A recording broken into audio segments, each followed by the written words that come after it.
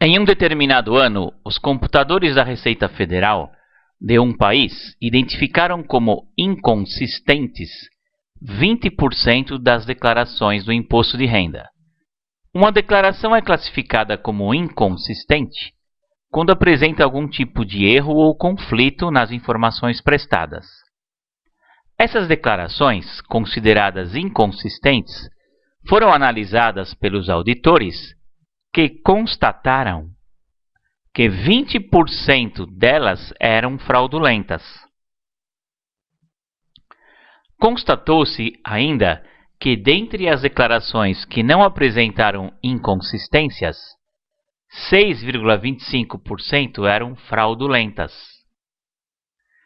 Qual é a probabilidade de, nesse ano, a declaração de um contribuinte ser considerada inconsistente, dado que ela era fraudulenta? Então vamos lá, gente. Eu tenho aqui percentuais, né? E depois eu tenho uma probabilidade condicional. Então vamos fazer aos poucos. Quando nós temos somente percentuais e não temos valores, o que eu recomendo? A gente joga um valor fictício, redondo, bonitinho, e faz as contas com esse valor redondo. Tá? Eu costumo usar o 100, porque já no percentual já é fácil. Todo mundo sabe percentual de cor partindo do 100, né? Então vamos lá. Então, de todas as declarações, vamos chamar aqui total de declarações. Total de declarações. Que eu já vou mandar aqui um 100. O que ele diz no enunciado? 20% era inconsistente. Então, olha, 20% inconsistentes. Então, 20% de 100 é 20. Então, eu tenho 20 declarações inconsistentes. O que mais? Aí ele diz que dessas daí, né, consideradas inconsistentes, as 20 foram analisadas e constataram que 25% delas eram fraudulentas. Então, dentre esse conjunto de 20%, 25%, né? Aqui. Então, 25% eram fraudulentas. Então, agora é 25 desse pedaço. Então, 25% de 20. 25% de 20 é... 25% não é um quarto? 25% é um quarto, porque 25, 50, 75, 100. Né? Para o nível que nós estamos aqui, isso daqui já é fato, né? Então, um quarto de 20 é só dividir o 20 por 4. Então, eu acho que 5 declarações são fraudulentas.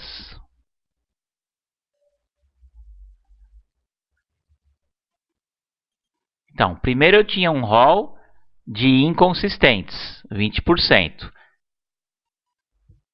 Então, se eu tivesse aqui, por exemplo, ó, uma caixa com 100 declarações, 20% delas,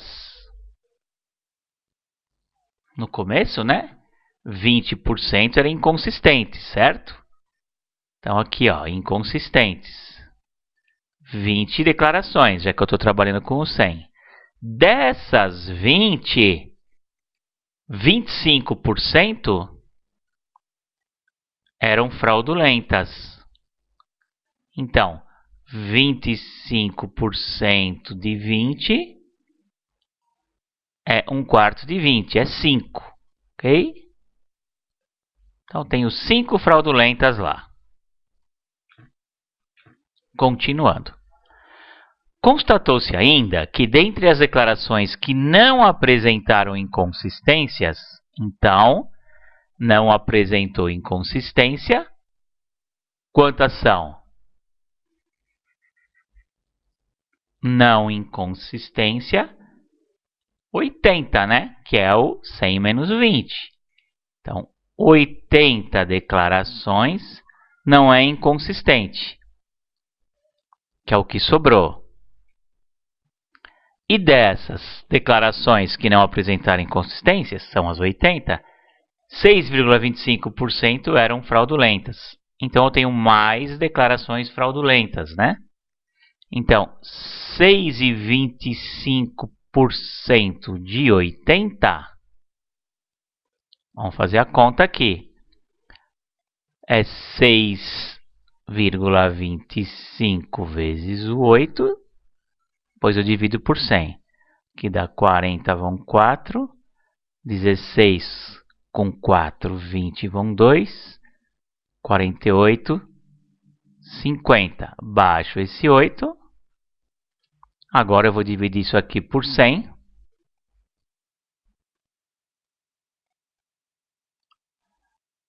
Dividir por 100 e agora eu vou tirar as vírgulas aqui. 1, 2, 1, 2. Então isso aqui dá 5. Então, 5 declarações também são fraudulentas.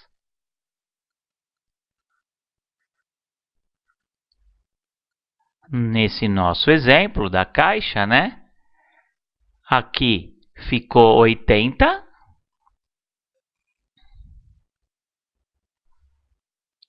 E ele me disse que dessas 80, vou repetir o 80 aqui, 6,25% é fraudulenta. Então, eu já fiz a conta lá, deu 5 também. Então, 5 são fraudulentas. Então, eu tenho 5 fraudulentas vindo das inconsistências, já que o nível, né? E 5 fraudulentas vindo das não inconsistências, das consistências. Muito bem. O que ele quer saber? Qual a probabilidade a declaração de um contribuinte ser inconsistente, dado que ela era fraudulenta? Então, é uma probabilidade condicional. Então, vamos lá. Vamos abrir outro rascunho. O que é probabilidade? Qual que é a definição de probabilidade? É a divisão de casos favoráveis, casos que são favoráveis, dividido pelos casos possíveis, ou pelo total de casos, né?